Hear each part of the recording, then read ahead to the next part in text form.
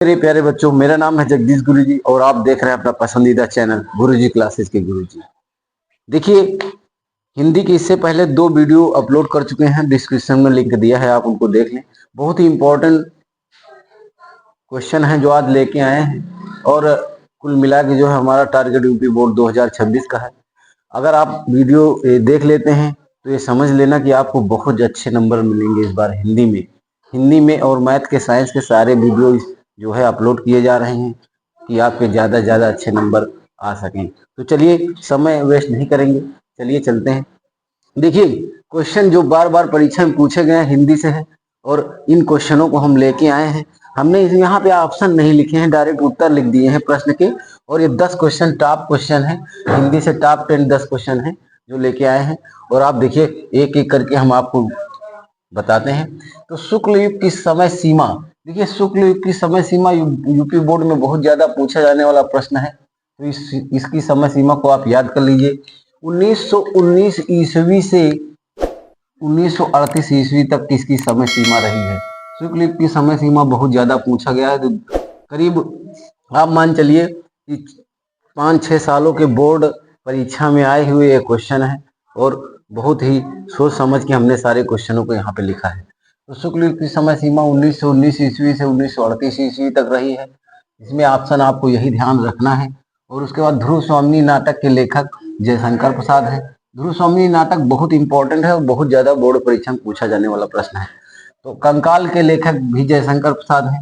जयशंकर प्रसाद से जो है या तो रचनाएं में या तो इनका जीवन परिचय ये में जयशंकर प्रसाद से आना ही आना है, इसलिए जो है आपको इन पे विशेष फोकस करना है। कृतिराज मीमांसा के लेखक आचार्य रामचंद्र शुक्ल हैं।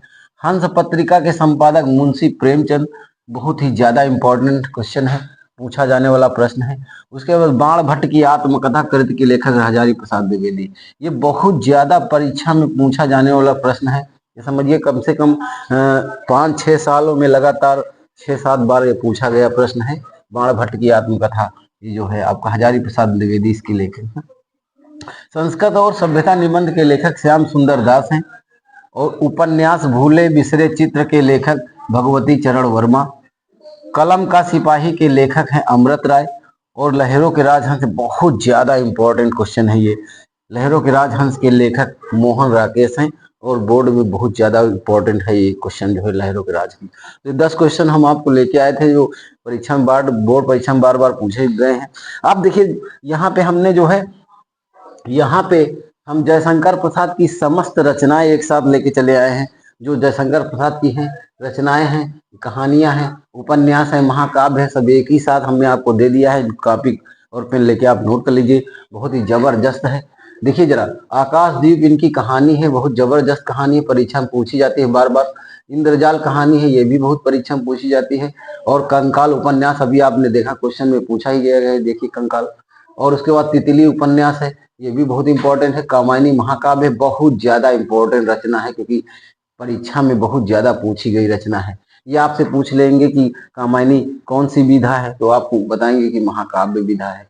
स्कंदगुप्त नाटक, चंद्रगुप्त नाटक, अजातशत्रु नाटक, ध्रुव स्वामिनी नाटक, एक घूंट नाटक, जन्मेजय का नाग यज्ञ नाटक, सारे नाटक हमने आपको इसी एक ही जो है इसमें रख दिए हैं। आप कॉपी पेन लेके नोट कर लीजिए।